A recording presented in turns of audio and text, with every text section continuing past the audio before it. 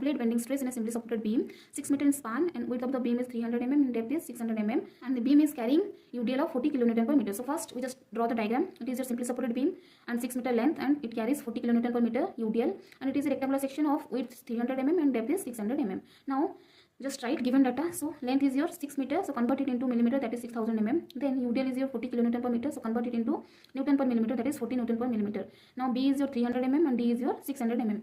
Now we all know the pier bending equation, that is M by I is equal to F by Y is equal to E by R. In this case we have to calculate bending stress. So for that we consider these two, that is M by I is equal to F by Y. So F is equal to M by I multiplied by Y. So now we have to calculate M, I and Y. So M is your maximum moment. Just remember that for a simply supported beam carrying UDL over the entire span, maximum moment M is equal to WL square by 8. So just put all the values. W is your 40 and L is your 6000. By simplifying, the value is 180 multiplied by 10 to the 6 Newton millimeter. Now we have to calculate I. So I is equal to BDQ by 12. Here again we all know that for rectangular section I is equal to BDQ by 12. Now just put all the values. B is your 300 and D is your 600. So by simplifying, the value is 5.4 multiplied by 10 to the 9 millimeter 4. Then we have to calculate Y. Y is equal to D by 2. So D is your 600. So 600 by 2 is equal to 300 mm.